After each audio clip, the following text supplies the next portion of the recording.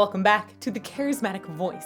Today, I am really excited to get to dive into Janis Joplin's voice for the first time.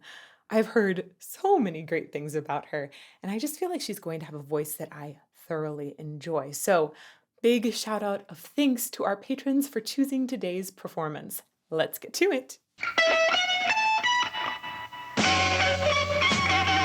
Whoa.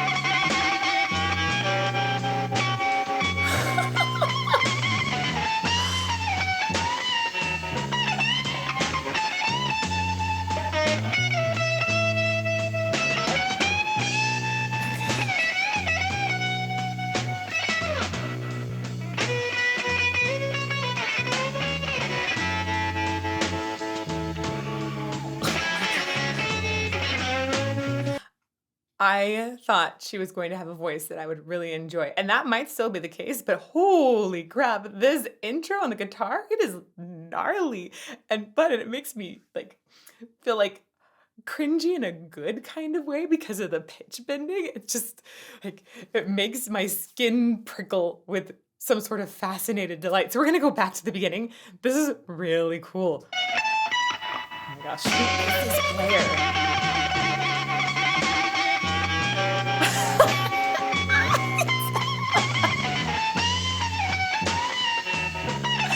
It's because it's just pushing that pitch. When we think about things like autotune, that's there because people really relate to people singing perfectly on pitch.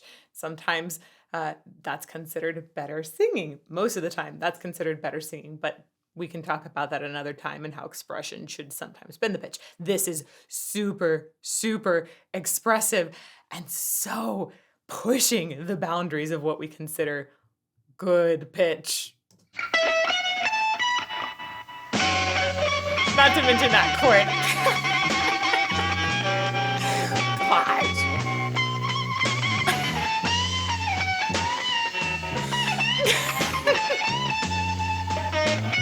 Oh my. Sorry, it's just wow. I feel like this kind of guitar playing for me is the equivalent of harsh vocals versus clean. This is getting into the gnarly side of what a guitar can sound like. And I'm just so weirdly fascinated and attracted to this sound. So we're going back to the beginning.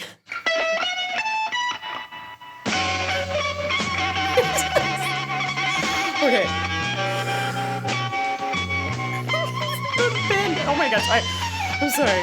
That's amazing.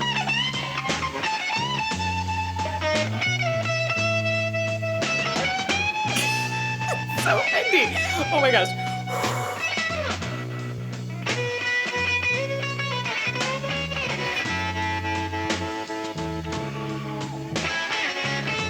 I feel like I'm tripping on something. Whoa. It's so bendy.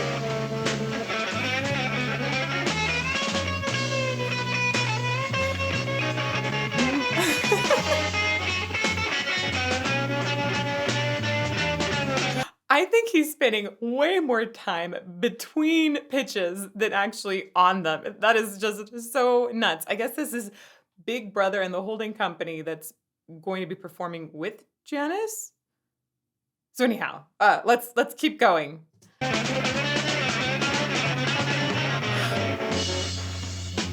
Down by a window, just looking out at the rain.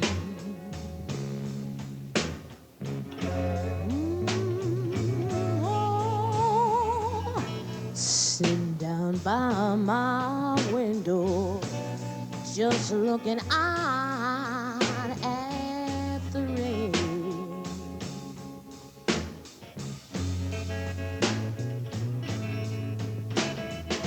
Some came along, honey grabbed a hold of me, and it felt like a ball and chain.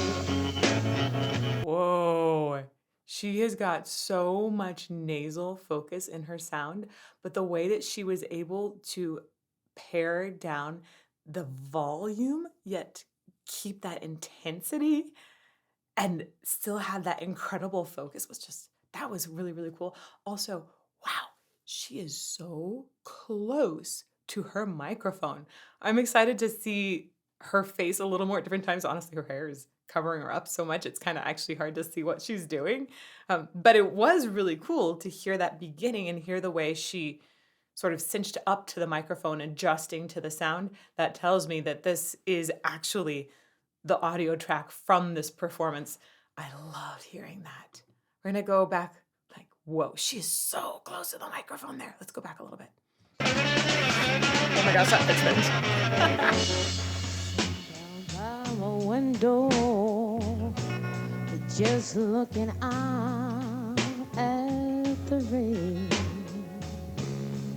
Ooh, it's just so personal the way she's singing there. And that's because she is so close to the microphone. So it sounds almost like she's singing into your ear, like she's a couple inches away. It's a really good mic technique if you want to have that bump up and feeling super personal with your audience. But also, I feel like she's adjusted her enunciation for how close the microphone is really, really well. You don't want to overdo it there, or it's going to take away from that personal kind of feeling. Window, just looking out at the rain. I love her vibrato control.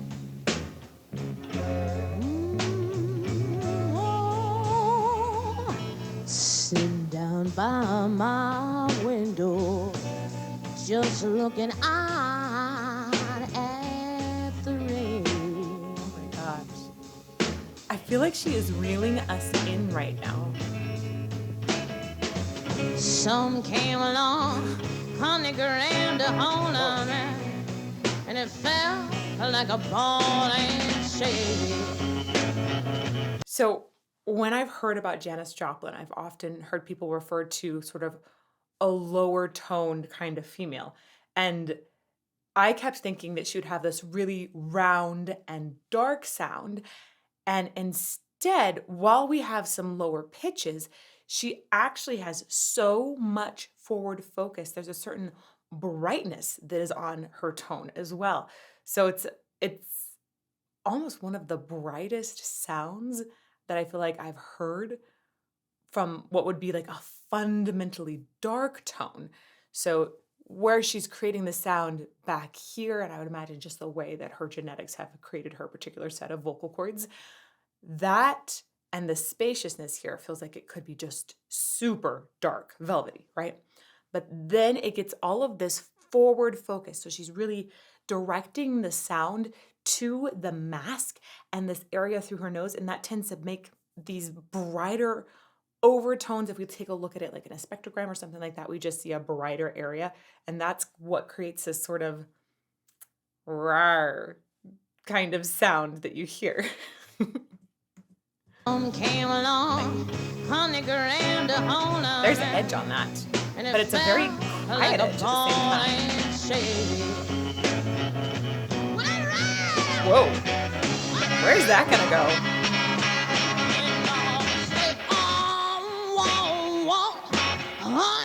Tell me why does everything go wrong?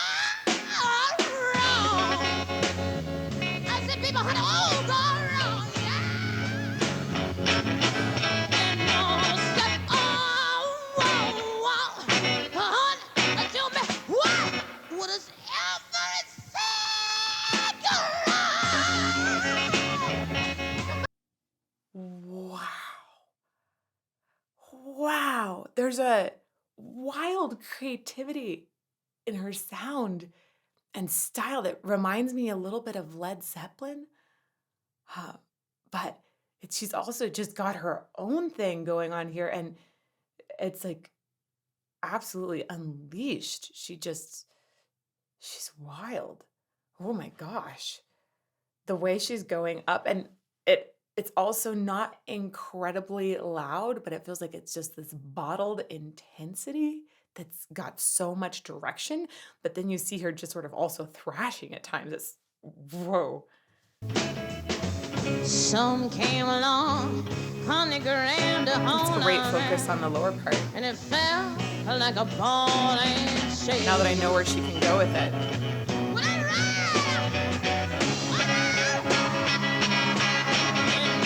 say, tell me why does everything go wrong? Oh my, I love that mic technique, the way she pulls it away there. Oh my gosh, she's like nuts in the best creative way. I I am a little flabbergasted, honestly, by the sound. I thought she was gonna have a more tame kind of approach. Again, I was thinking it was gonna be a little more mellow. Oh, it's so not. Tell me why does everything go wrong? I said, people, honey, go wrong. Yeah. So it really sounds like she's writing this edge of distortion that it almost sounds like an arytenoid rattle that's happening in there. It doesn't necessarily sound like that's happening at her true folds level. Although I do know she had a very short career, not because of vocal problems, but she overdosed on heroin, I think at the age of 27. Again, something I never knew before. I was just reading about her just before doing this. And maybe this is part of where the wildness comes from, or maybe it was a way of coping with just how wild she naturally is. But I hate it when I just am introduced to artists and then I find out that they died really young or died of a drug overdose. It almost like puts a little damper and sadness in the entire experience, to be honest. But guys, just a little short mention here. Please take care of your mental health. Please take care of your body. It is what produces your voice if you're singing, but also just it's wonderful to have wonderful, bright people in the world. And I really, really hope that you all take care of yourselves.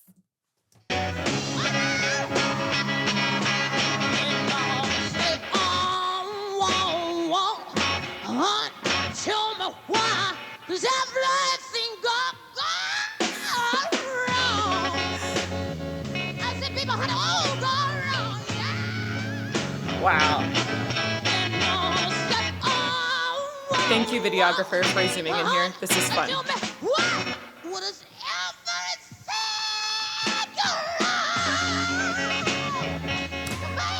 Man, it sounds like she narrows the vocal tract there and is just bottling up energy that's shooting through a sort of smaller tube. That can actually help with high notes.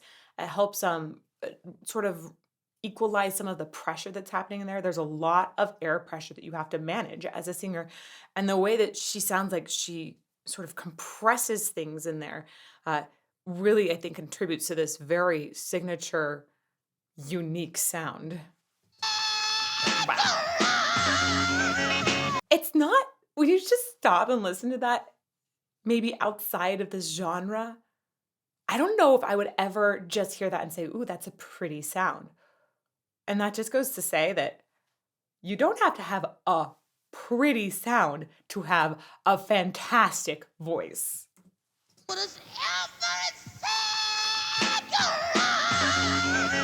Wow.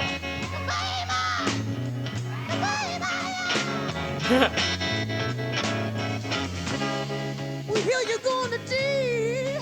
Ooh. I want you to love you. I want to love you for so long. That was her playing with the pitch too. Okay, sorry. I know I'm stopping a ton. I'm going to go back just a little more. Really pay attention to when she's adding that distortion versus not here. And then look for that pitch bendiness that we also heard in guitar earlier and how she's echoing that in her voice. We hear you going to tea. And I want you to love you. I want to love you for so long. It's sharp there and then it trails off. Wow.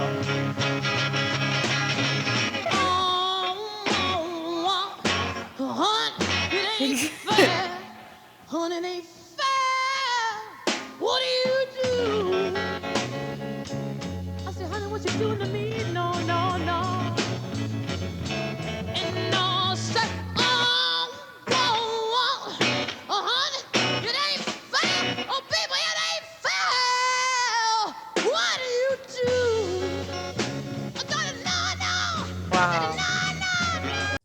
Wow. I'm just I'm so amazed by the way she keeps focus on her sound, but she's still playing with so many different elements of it.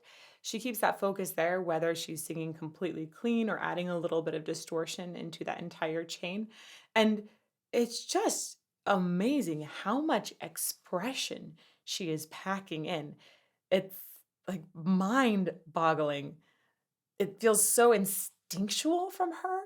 Some people could study and maybe get close to this, but sometimes you just have somebody who lives and breathes music and understands that expression from an incredibly young age. And I feel like that is her. She always needed to emote and sing. That's my guess. I don't know a whole lot about her life yet, so you guys can tell me if I'm wrong in the comments in live premiere, please.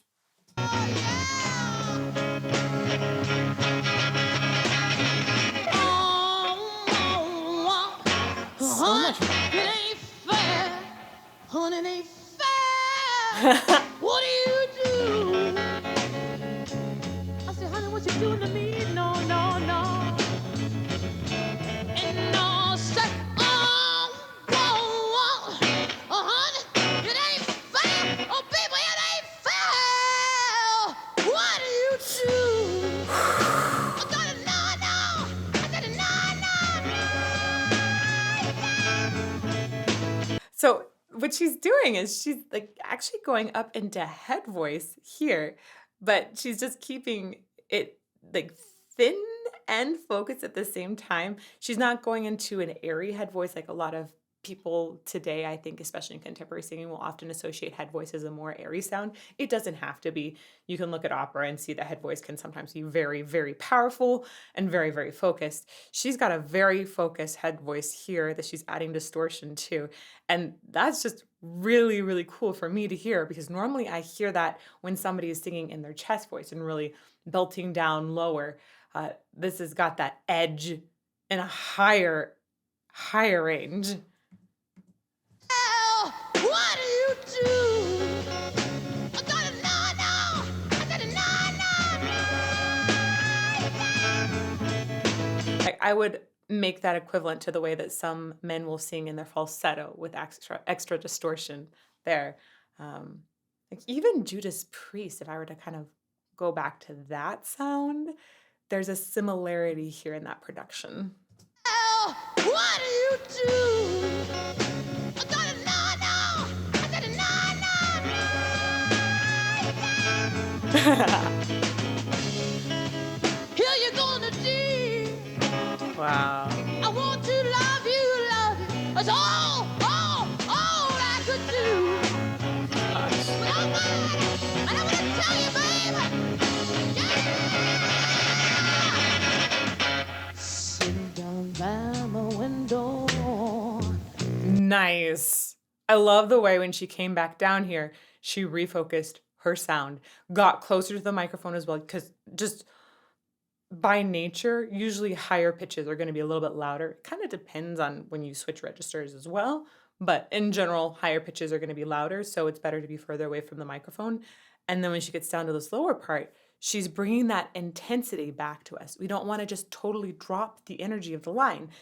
So when you go lower, after a big moment like she just had, if you can bring that intensity back into the low notes, it's really helpful. But you can't try and sing too loud through them a lot of times because then you're more likely to crack. So she brings that microphone closer and is really just focusing. And I'm gonna tell you, baby. Yeah. Sitting down by my window. That's a good off face. Yep. Just looking out at the rain. Ooh, I love her pitch.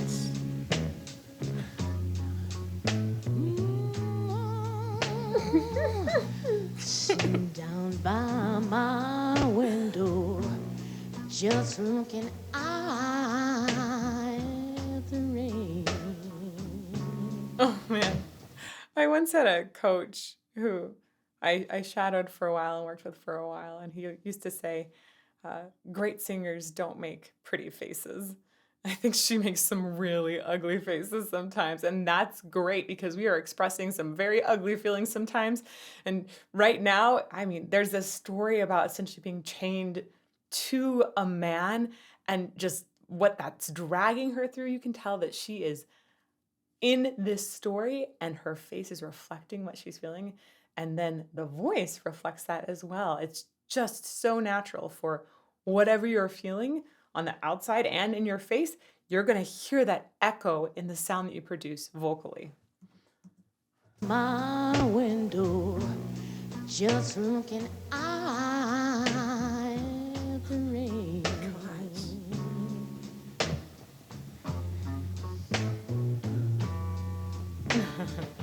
Some came along, 100 grams to hold up, and it felt like a ball and chain.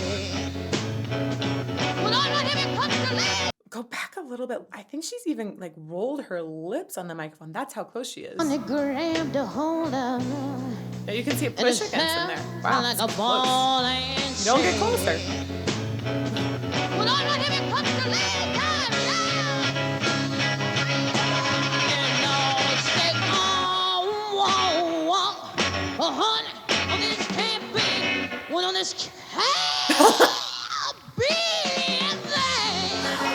Oh my gosh. This can't be there.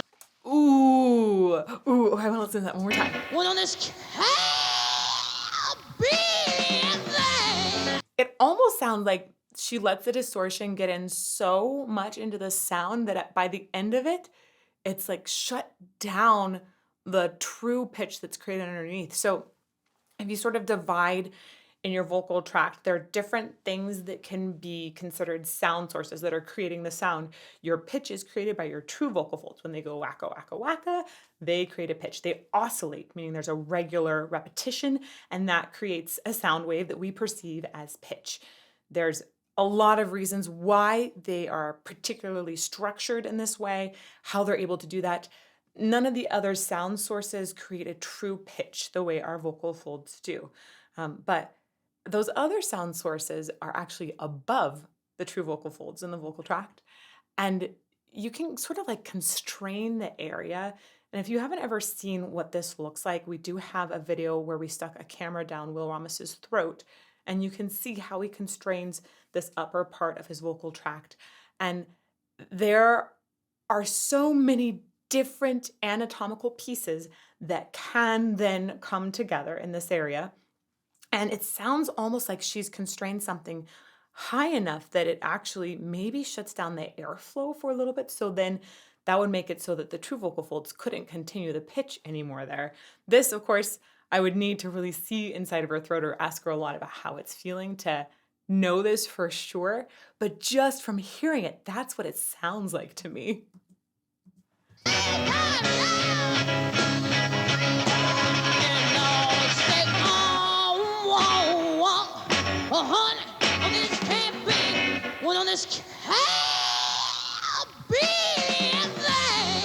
Like right at the very end of that, the sound actually stops. Maybe there's just a little bit of air left coming through. This is such a fantastic expressive noise.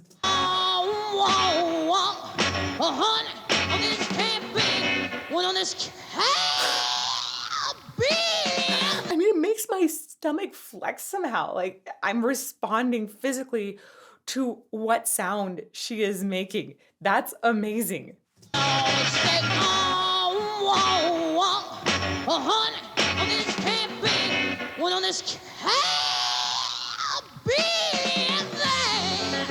There's one other thing that's really interesting to me here, and that's the way she has a like an H that happens. So it's not just a ch sound, but chain. She has a ch and then an H after that going into the sound.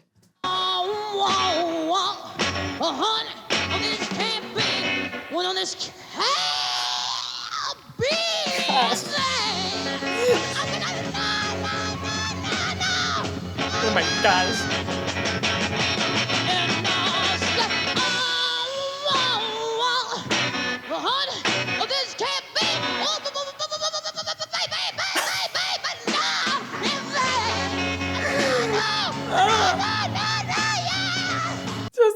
it can't possibly get any better. She does that. It's like she's almost unhinged in the expression. It's just insane and so fantastically entertaining and expressive. Oh my gosh.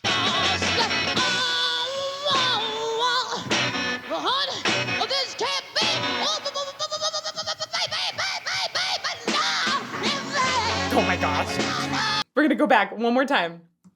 Because notice the way she's using a diphthong here. Oh, whoa, whoa. She's really going between O and oo on this and changing pitches there. So instead of just saying O, which some of us might see this in the lyrics and see like OH, it's oh, whoa, whoa. She's using the two separate vowels in the diphthong as she's changing pitches.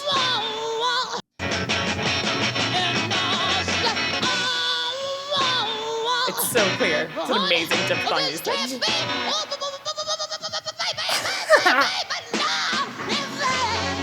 Oh my gosh.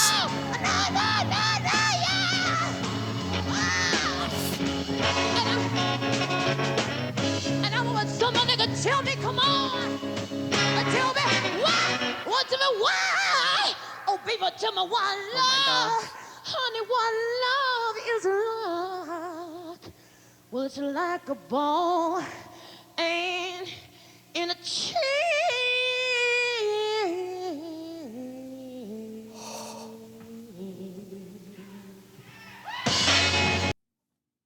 So in opera, we call that kind of free-form ending a cadenza, and it is really hard to direct the energy flow of that.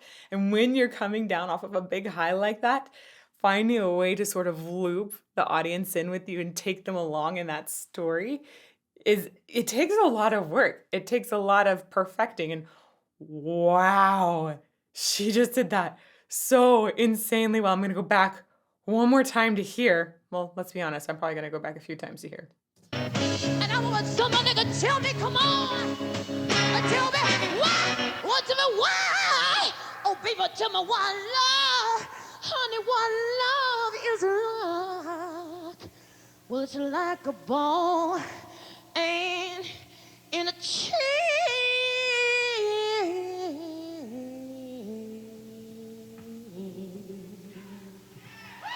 I also just want to point out when she sings the top note she sings there, there's a wobble in the pitch. It's just a wonderful example of prioritizing expression over pitch. Please, please, please, all those singers out there, prioritize expression over pitch. Pitch is very important. It's a thing that people will unconsciously judge first about singing, but expression is still more important. Love is like, well, it's like a ball and in a chain. Like there's like a wobble in the pitch there. And then she's so specific there. Gosh. Yeah, exactly. Wow. Incredible. You guys are so good at picking videos. I just have to say that checked all of the boxes of wow, wow, wow. Patrons, thank you so much for this selection. I love patron choice days. So if you want to see a whole lot more analysis of our patrons' choices, you can check out this playlist over here, and may you fall more in love with music every day.